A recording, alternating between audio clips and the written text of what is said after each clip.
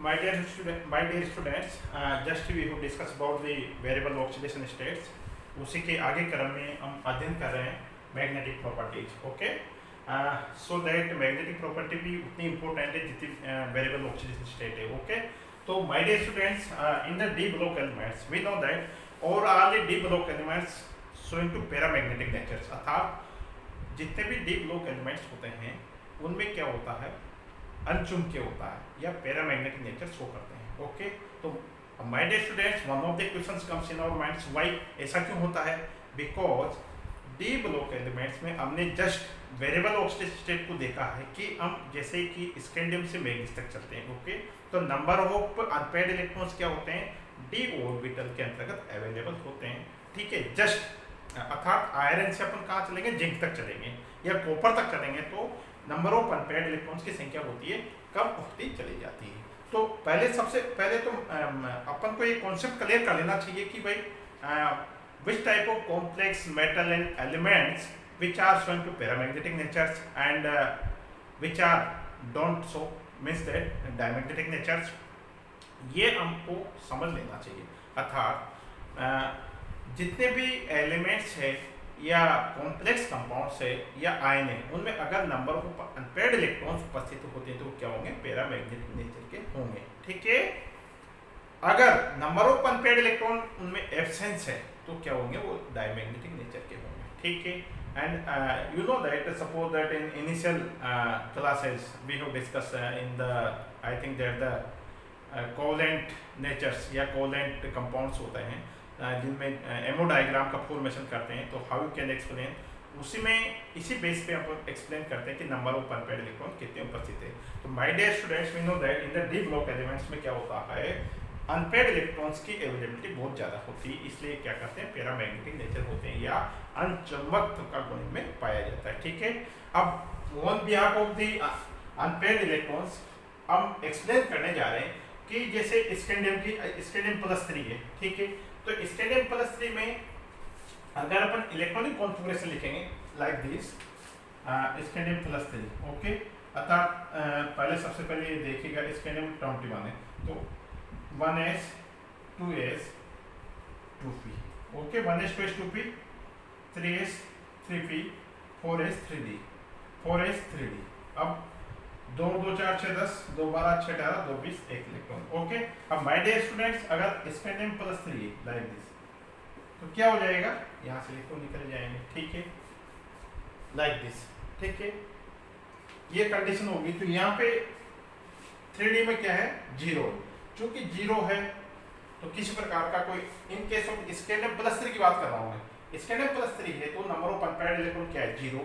किसी प्रकार का मैग्नेटिक या पैरामैग्नेटिक नेचर नहीं होगा. ठीक है, ये क्योंकि अच्छा स्कैंडियम प्लस 2 को अगर अपन लिखते तो क्या हो जाता, नंबर ऑफ अनपेयर्ड इलेक्ट्रॉन इसमें बच जाता, एक इलेक्ट्रॉन. ये क्या होता है, पैरामैग्नेटिक नेचर का होता. ठीक है, अब लाइक दिस टाइटेनियम प्लस 3 की बात करेंगे तो नंबर ऑफ अनपेयर्ड इलेक्ट्रॉन कितने हैं, 1. तो इस अब यहाँ पे देखना अपन जो है नंबर ऑफ अनपेयर्ड इलेक्ट्रॉन्स यानी कि जो चुंबकीय आघूर्ण जिसको अपन कहते हैं, चुंबकीय आघूर्ण को निकालने के अपन क्या करेंगे, ये फॉर्मूला दे रखा है म्यूस n plus 2 underscore n plus 2. यहाँ पे n क्या है, नंबर ऑफ अनपेयर्ड इलेक्ट्रॉन उपस्थित होते हैं. क्योंकि यहाँ पे जैसा कि टाइटेनियम की बात करेंगे तो नंबर ऑफ अनपेयर्ड इलेक्ट्रॉन कितने, 1 है. ठीक है, अगर इसमें ये वैल्यू रखेंगे अपन तो कैलकुलेटेड वैल्यू क्या आएगी, 1.73. ठीक है, वी नो दैट. अगर वेनेडियम प्लस 2 की बात करेंगे तो क्या हो जाएगा, नंबर ऑफ अनपेयर्ड इलेक्ट्रॉन 3 हो जाएगा. और इसमें अगर इसका मान रखेंगे तो क्या हो जाएगा, अपन को जो वैल्यू मिलेगी 3.87. ठीक है, ये कैलकुलेटेड है, ये प्रैक्टिकल वैल्यू है 3.86. ओके, इसी प्रकार क्रोमियम प्लस 2 की बात करेंगे, नंबर ऑफ अनपेयर्ड इलेक्ट्रॉन कितने होंगे, 4. Calculated value 4.90. ठीक है, और प्रैक्टिकल वैल्यू 4.80. ठीक है, मैग्नीज की बात करेंगे, नंबर ऑफ अनपेयर्ड इलेक्ट्रॉन कितने, 5 है.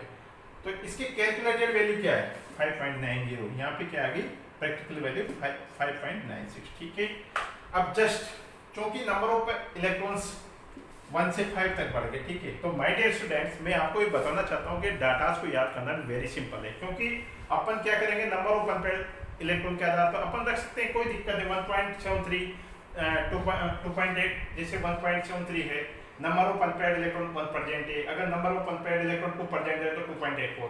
डाटा भी इजीली याद हो सकते हैं, लेकिन अपन को मैग्नीज तक याद करना, उसके बाद में रिवर्स, क्योंकि आयरन से अगर अपन ऊपर जिंक तक चलेंगे तो क्या हो जाएगा, जस्ट उसी के अकॉर्डिंग डाटा जाता है। तो यहाँ पे 1.73, 3.87, 4.90 और मैग्नीज में 5.92, अर्थात one pay of this formula we have identified और कैलकुलेटेड वैल्यू क्या आएगी 5.92, और ये प्रैक्टिकल वैल्यू है 5.92, ठीक है। इसी तरह से कोबाल्ट की बात करेंगे तो कोबाल्ट में नंबर ऑफ अनपेयर्ड इलेक्ट्रॉन कितने हैं, सॉरी आयरन में कितने, 4.90, कोबाल्ट में 3 है 3.87, निकल में कितने 2.84, और कॉपर में 4s1 होता है 3d10 है ना, नंबर ऑफ अनपेयर्ड इलेक्ट्रॉन 1 होता है तो क्या होता है 1.74, ठीक है। ये तो होगी बात, ये कैलकुलेटेड वैल्यू, ये प्रैक्टिकल वैल्यू है, और इस फॉर्मूला के द्वारा अपन क्या कर सकते हैं, मैग्नेटिक या चुंबकीय गुण अपन दिखा सकते हैं, ठीक है। लेकिन ये सबसे बड़ा इंपॉर्टेंट बात है, क्योंकि डी ब्लॉक एलिमेंट्स या टेंशनल एलिमेंट्स है वो क्या करते हैं, पैरामैग्नेटिक नेचर शो करते हैं, ठीक है। तो सबसे बड़ी बात ये है कि क्योंकि D tensional elements paramagnetic nature show क्यों करते हैं, क्योंकि because present of the unpaired electron, this the importance. अब ये तो सिंपल सी बात होगी। अब जैसा कि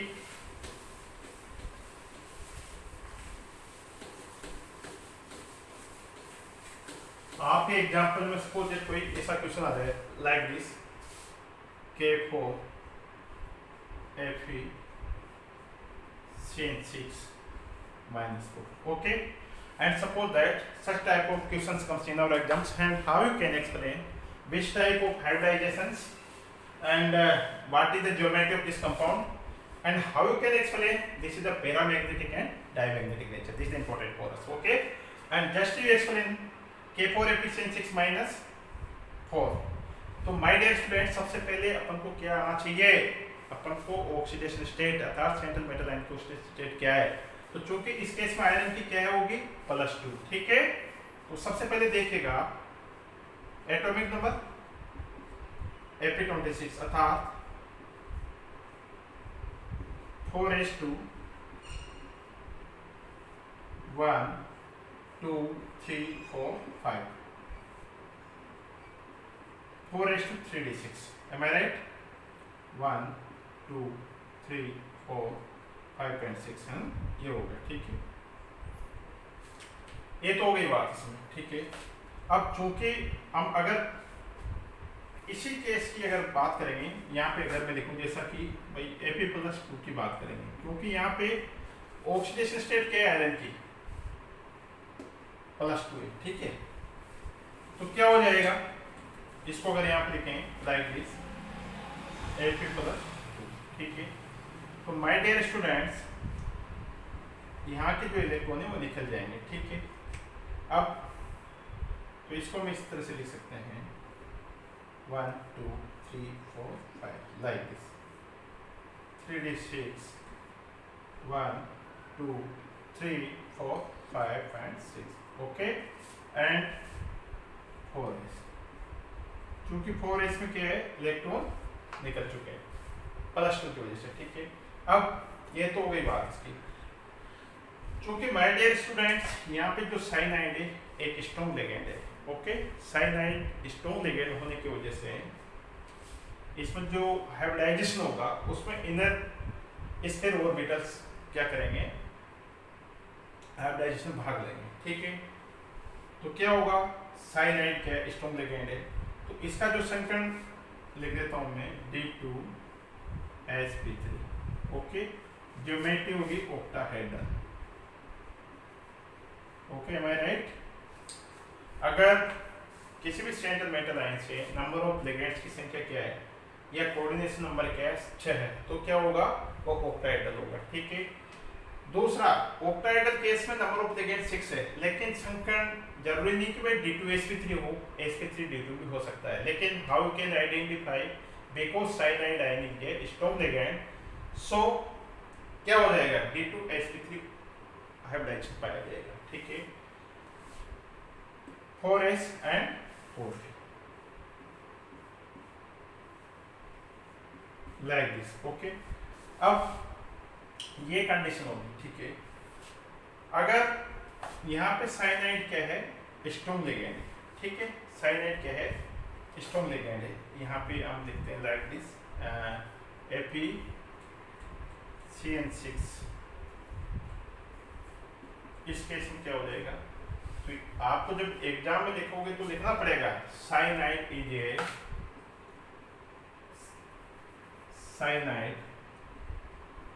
ए स्ट्रॉन्ग लिगेंड, ओके।